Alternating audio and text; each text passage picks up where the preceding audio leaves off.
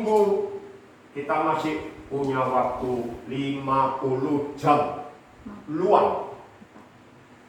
Bisa dipakai hobi, menyanyi, sepak bola,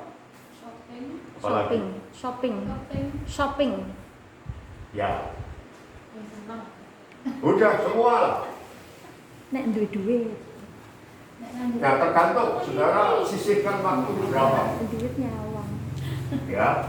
Dan semua yang kita anggap penting, yang lain itu dalam tanda petik, maaf, saya kasih tanda petik kewajiban.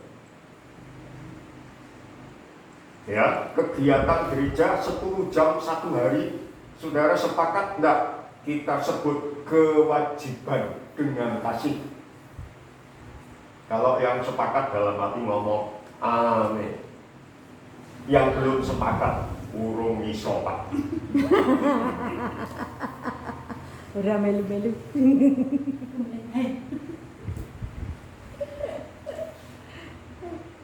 Ya. Nah, ini waktu luang.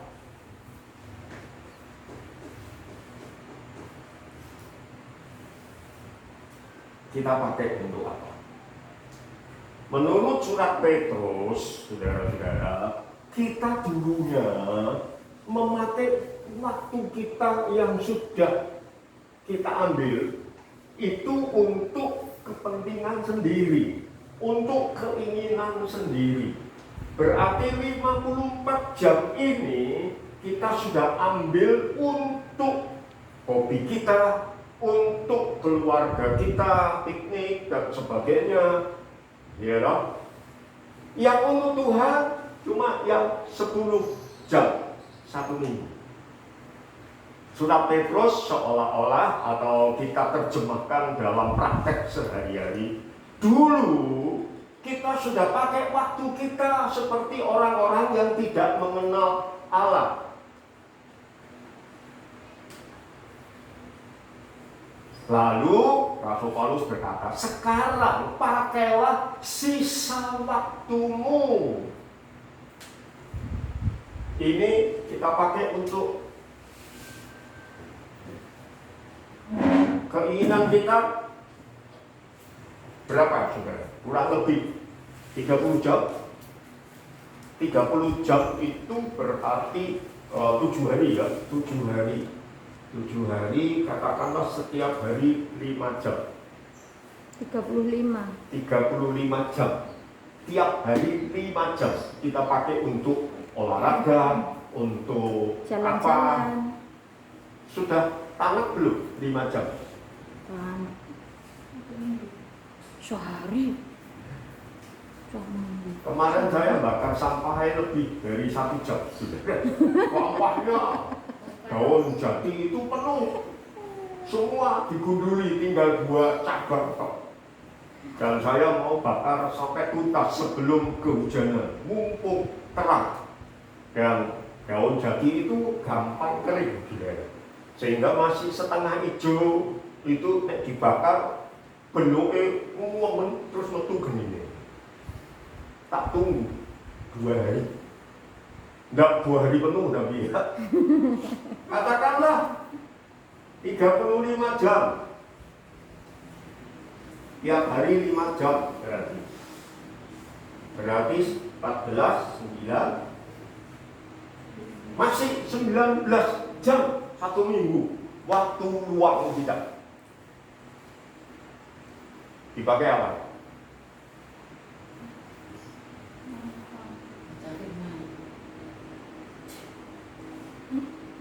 Nah, dengan hal ini saudara, saya mau coba kita netral dulu. Sering kita akan mengatakan, Pak, tidak ada waktu. Kita kehabisan waktu. Nah, sekarang kita lihat saudara, waktu luang kita.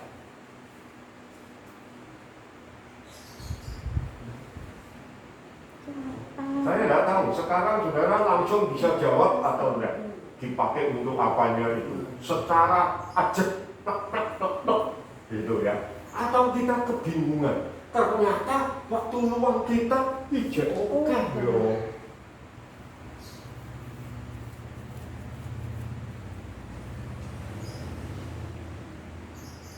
kita jujur dengan diri kita masing-masing, dengan diri saya. Kita kehilangan waktu kan? Kalau saudara bisa jawab, waktu luang 54 jam dalam 1 minggu, langsung buat daftar, ternyata Pak, saya nggak cukup 54 jam. Saya butuh 200 jam. Saya butuh 168 jam. Berarti 2 minggu jadi 1 minggu. Saya butuh 100 jam.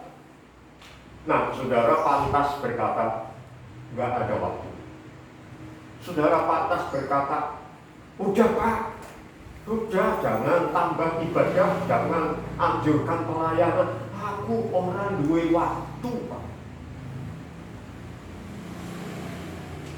Padahal saudara punya waktu 54 jam.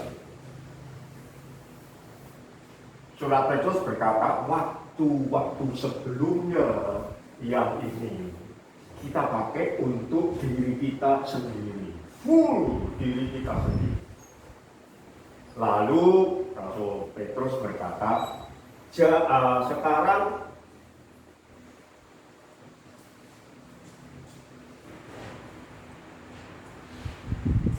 ayat 3 tadi ya. Sebab telah cukup banyak waktu kamu pergunakan untuk melakukan kehendak orang-orang, kehendakmu sendiri.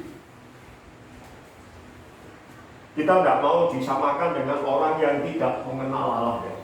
No, kita mengenal Allah. Amin. Berarti kalau kita mengenal Allah, kita tidak melakukan waktu-waktu kita untuk hal-hal yang tidak sesuai dengan kehendak Tuhan. Amin.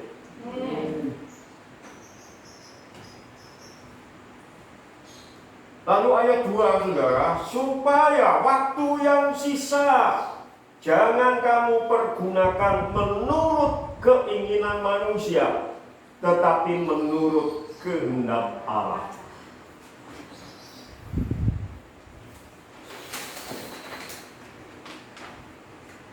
Kita kembali ke sini.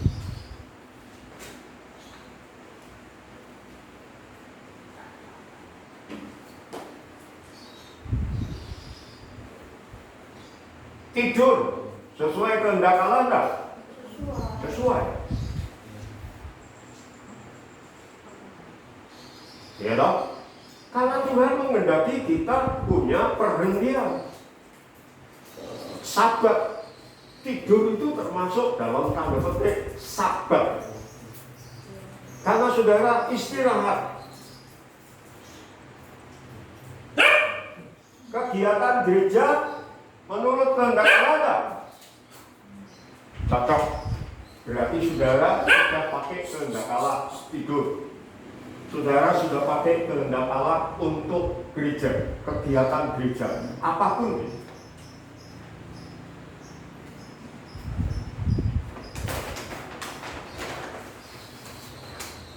Kegiatan kerja, sekolah, dan lain-lain sesuai kehendak Tuhan tak? Sesuai.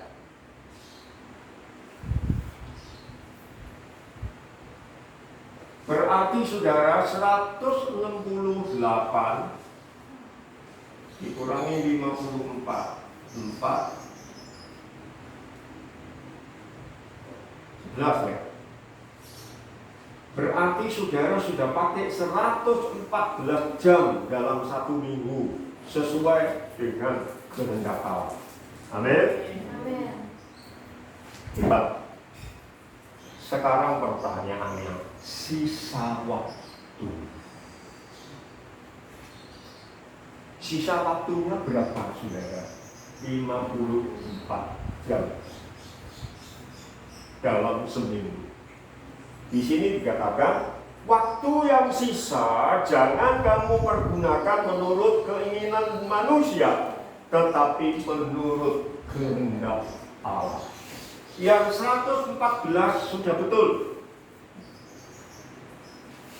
waktu yang sisa 54 jam 1 minggu. Itu artinya setiap hari kurang lebih berapa sudah? Hampir 7 jam atau lebih. Kalau 7 jam baru 49. Kalau 8 jam kokean 56.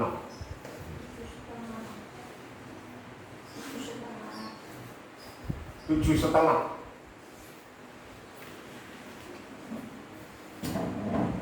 Setiap hari 7,5 jam waktu luang. Masih butuh tambahan waktu?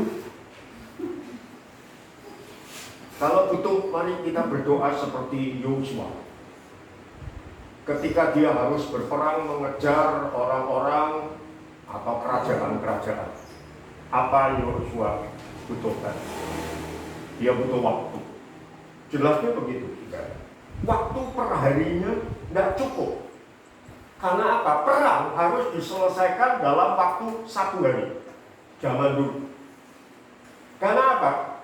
Karena perang itu ada jamnya, saudara. Di trompet, ayo mulai perang. Kayak dolanan itu, saudara. Perang. Tapi waktu jamnya berhenti, istirahat. Ketika istirahat, yang mati-mati, digereti, dikubur, dan sebagainya. Dan Yusak tidak mau itu. Karena apa? Ketika istirahat perang, maka itu bisa dipakai ngurus mayat-mayat yang mati, tetapi juga bisa dipakai untuk melarikan diri kalau kalah. Yusak tidak mau. Dia ingin tuntas menang, semua musuhnya bisa dikalahkan. Maka istilah saya, kalau saya pakai istilah saya, Yosua butuh waktu. Yang dia doakan, Tuhan beri kami waktu tambahan. Kami cuma dapat 7,5 jam. Waktu luang dari Tuhan tadi. Kami masih kurang Tuhan, tambahi. 1 hari itu jangan 24 jam, tetapi 50 jam. Makin bingung saudara nanti ngatur waktu luang. Tapi Yosuanya berdoa begini, Tuhan, aku minta matahari berhenti, bulan berhenti. Itu artinya apa saudara? Waktu berhenti. Karena kita menghitung waktu dengan matahari dan bulan. Kalau matahari dan bulan itu dalam tanda petik menurut pandangan kita, ya, bukan menurut teori ilmu alam. Pandangan kita yang jalan kan matahari terus, ya. Matahari itu jalan kan apa? Terbit dari timur sana. Lalu tenggelam, berarti jalan tuh matahari. Itu pandangan kita karena kita melihat dari bumi. Padahal bumi yang jalan. Oleh karena itu doa Yusak ya seperti kita saudara. Matahari kan terbit dari timur, tenggelam ke barat. Jadi mataharinya di stop. Artinya minta tambahan waktu. Kalau di antara kita masih ada yang kekurangan waktu, supaya waktu sisanya makin panjang, maka berdoa seperti Yosua. Tetapi firman Tuhan berkata, itu hanya diberikan kepada Yosua atau Yusak, 1 orang saja. Setelah itu jangan pernah minta matahari berhenti, bulan berhenti.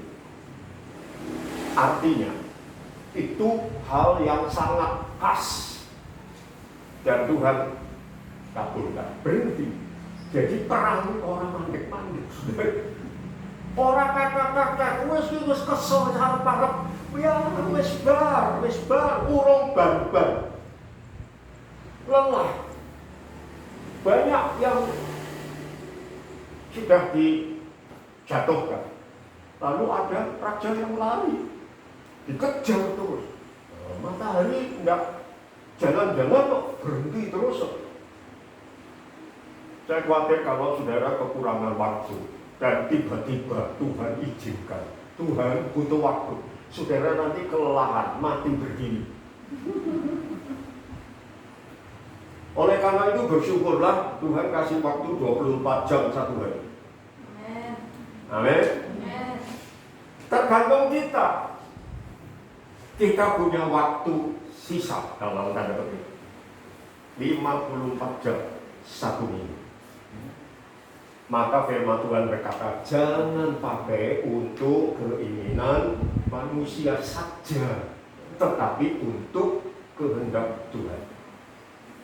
Lalu Petrus mengingatkan, kamu sudah bertahun-tahun menggunakan sisa waktumu atau waktumu penuh itu untuk keinginan diri sendiri. Saya sudah usia 72,5 tahun.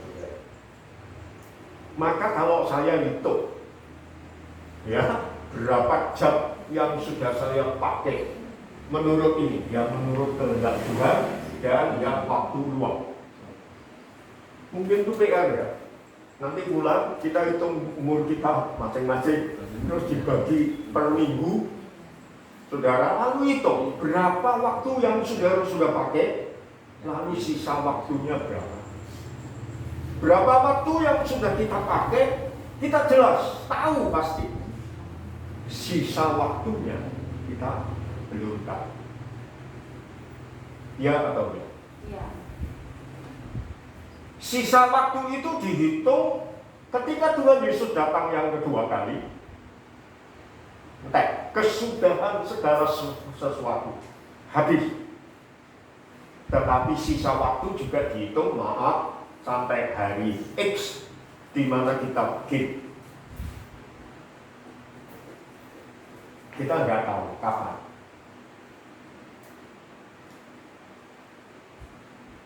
Dan Rasul Petrus berkata, pergunakanlah sisa waktu. Terjemahan-terjemahan lain masih halus, saudara. Ya, tadi kita sudah baca, toh? Kesudahan segala sesuatu, akhir dari segala sesuatu, dan seterusnya.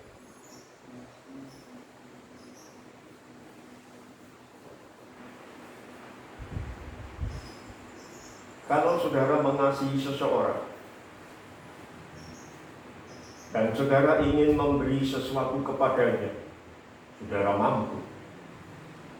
Apakah saudara hanya cukup puas kalau memberikan dia adalah sisa-sisa? Saudara punya makanan enak, ya, lalu saudara ingin memberi temannya. Wah, lu nek nukokno siji orang duit. Nek nukok separuh, aku ya butuh mangan. Akhirnya saudara beli satu, saudara potong separuh kok makan, separuh kok kasih no temen. Itu artinya sisa. Puas, saudara? Saya yakin semua orang yang sehat gak puas. Saya kalau memberikan sesuatu yang tidak utuh, selalu seringkali kami berkata ini, ewangi ngentek yo.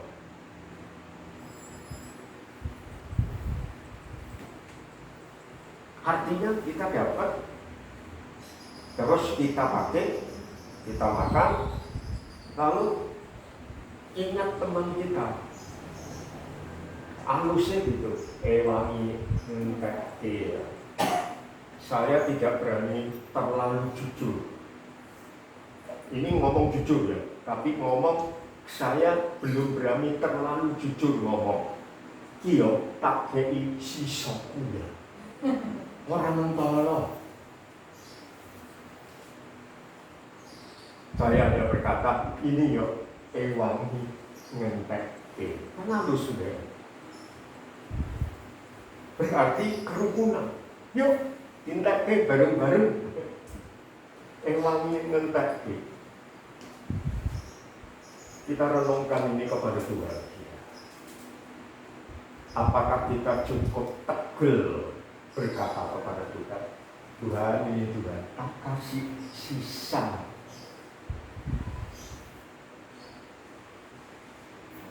Bagaimana Tuhan? Tak kasih sisa. Walaupun Petrus berkata, pergunakanlah sisa waktumu untuk melakukan kehendak Tuhan. Tetapi ayat-ayat lain berkata, pergunakan waktu yang ada. Pergunakan waktu selanjutnya. Mari kita mau memberi sepenuhnya kepada Tuhan. Saya sedang membaca sebuah buku, saudara. Dan saya sedang berusaha untuk menyampaikan kepada saudara dengan bahasa yang gamblang, mudah dimengerti, tidak menimbulkan penasaran saudara. Wenake Pak Paulus ini memang dia pendeta, orang kerja kok dindi, kerjanya pelayanan. Buku itu mengatakan kita harus punya gaya hidup baru dalam tanda petik, yaitu menjadi murid Tuhan sepenuh waktu. Petrus berkata sisa waktu. Tetapi buku itu mari kita berubah dengan gaya hidup baru, yaitu menjadi murid sepenuh waktu.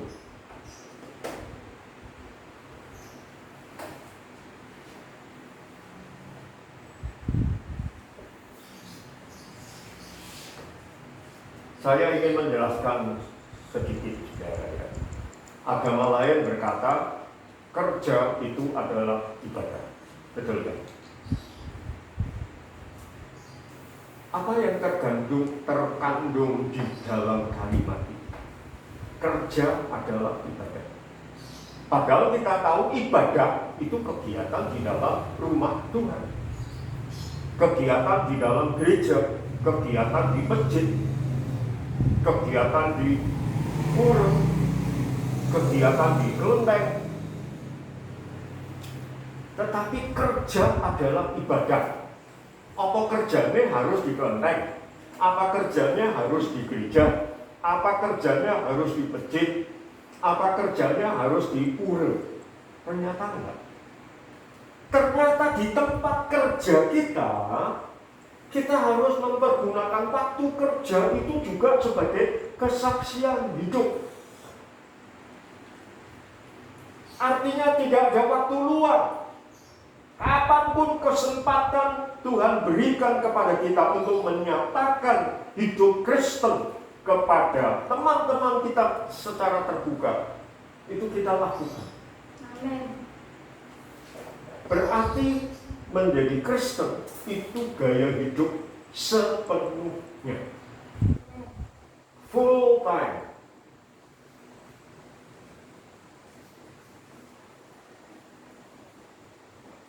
Saudara, kenapa harus begitu? Karena apa? Tuhan memberikan dirinya sepenuhnya kepada saudara. Dia mau memenuhi hidup saudara dengan seluruh kepenuhan. Apakah Tuhan yang sudah memberi segalanya sempurna, lengkap, itu kita masih mentolong untuk memberikan kepadanya sisa-sisa hidup kita? Mentolong enggak? Oleh karena itu, saudara, kalimat itu kita pakai juga sebagai motto. Kerja adalah ibadah. Artinya, di tempat manapun kita ditaruh Tuhan, di itu kita hidup sepenuhnya bagi Tuhan. Contoh kalimat yang sederhana, berdoalah setiap waktu. Saudara bisa mengerti kalimat itu, berdoalah setiap waktu. Artinya saudara, bukan berdoa setiap waktu berarti orang kerja datang ke gereja atau di rumah duduk berlutut terus berdoa terus. Orang kerja, kapan mangane, kapan kerjane, kapan ke toiletnya. Berdoa setiap waktu, tetapi kita sudah nangkep dari awal, ya atau ya? Berdoa setiap waktu itu artinya dimanapun kita bisa berdoa. Sambil setir mobil, saya bisa berdoa, Tuhan terima kasih. Setiap waktu. Di tempat kerja, saudara bisa berdoa, mengungkapkan doa kepada Tuhan. Dan saya yakin teman-teman saudara akan melihat itu loh, orang Kristen penuh waktu. Karena apa? Mau berdoa, mau mulai di meja berdoa, Tuhan berkati pekerjaanku hari ini. Dan sering kelihatan saudara berdoa, kadang-kadang mungkin memakan. Bagian doa saudara yang saudara pakai di depan umum itu menjadi kesaksian saudara Kristen atau tidak, ya atau tidak. Saya pernah memberi ilustrasikan saudara, satu restoran membuka promo bagi orang Kristen makan gratis. Hebat kan? Semua orang Kristen, wah pengen tahu, betul enggak? Ketika orang masuk, pemilik restoran memperhatikan. Lalu setelah selesai, ya mereka dikatakan, kalian Kristen ya, bebas, free. Sampai satu hari ada sekelompok orang datang makan, mereka Kristen dalam tanda petik, anggota gereja dalam tanda petik. Tetapi ketika selesai makan, dia berharap pemilik restoran datang seperti yang lain-lain, lalu berkata, kalian Kristen kok, bebas. Tapi dia tunggu, kok enggak datang-datang pemiliknya, sekaligus merangkap kasirnya. Mereka jadi penasaran, kok orang ditekan. Akhirnya salah satu mendatangi kasir. Kami sudah selesai makan, kok tidak didatangi, lalu dinyatakan free. Pemilik atau kasirnya berkata, enggak, kamu harus bayar karena kamu bukan Kristen. Mereka berkata, kami Kristen, tunjukkan anggota gerejanya dan sebagainya. Enggak, saya enggak melihat gaya hidup Anda sebagai orang Kristen. Hah? Terus pemilik berkata, saya selalu perhatikan orang-orang yang makan di sini. Kalau Kristen adalah gaya hidup, pasti berdoa. Saya perhatikan kalian satu rombongan, gak ada yang berdoa. Kristen, no. Kristen sebagai gaya hidup itu sepenuh waktu. Ya, ketika saudara memperlakukan hewan saudara, kekristenan saudara akan dilihat orang kayak apa. Kemarin saya membaca di Facebook satu peristiwa, seorang tokoh agama tertentu, saudara, bawa mobil, nabrak anjing. Dan ternyata kata-katanya kasar. Lalu didengar, lalu masuk viral di Facebook. Kok jadi beribadah. Karena apa? Gaya hidupnya sebagai orang yang beragama, yang menyayangi semua makhluk ciptaan Tuhan, tidak ada.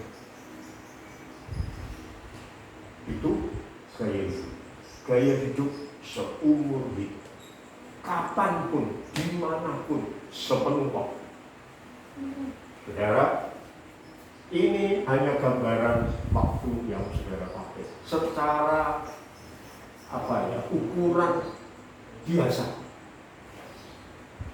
Tetapi yang saya ingin kita betul-betul merenungkan jujur dari perhitungan ini. Kita semua berkaca kepada diri kita sendiri. Kita semua menghargai diri kita sendiri. Saudara, kita dihargai orang kalau kita bisa menghargai diri kita sendiri. Amin. Amin. Kalau saudara tidak bisa menghargai diri saudara sendiri, jangan berharap terlalu banyak orang lain menghargai saudara. Betul?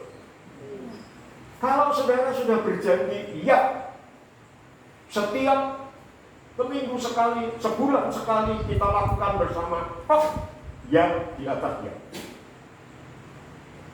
Lalu saudara tidak konsisten, tidak memenuhi janji saudara tanpa berita, tanpa alasan, walaupun alasan bisa dibuat-buat.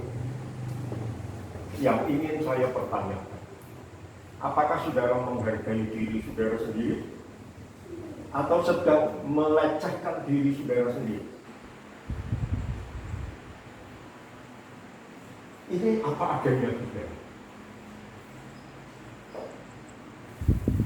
Kalau saudara menghargai diri saudara sendiri, orang dihargai karena percakapan, omongannya. Saya orang Jawa Timur, sering pakai bahasa Jawa kasar. Wong dicekel cangkem. Bukan tangan, cangkem. Ketika saudara bisa dipegang omongan saudara, saudara dihargai. Amin. Ketika saudara meminjam sesuatu dan mengembalikan dengan baik, saudara dihargai. Lain kali saudara pinjam lagi tidak ada masalah. Kita dipegang karena kehidupan, kesaksian hidup kita. Oleh karena itu mari kita hitung sisa waktu kita. Hari ini kita punya waktu sisa 7,5 jam setiap hari. Mau kita pakai apa? Kembali kepada saudara. Tapi surat Petrus berkata, pakailah sisa waktu.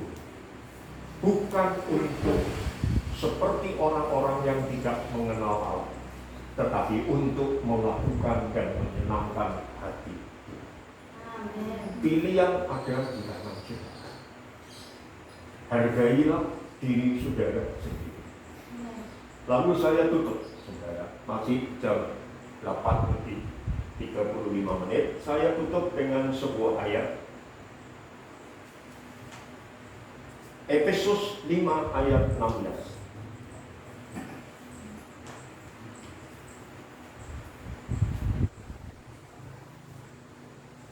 Dan ada ayat yang hampir mirip. Kolose 4 ayat 5. Saya baca sekaligus dua ayat. Efesus 5 ayat 16. Kolose 4 ayat 5. Dan pergunakanlah waktu yang ada, karena hari-hari ini adalah jahat. Kolose 4 ayat 5. Hiduplah dengan penuh hikmat,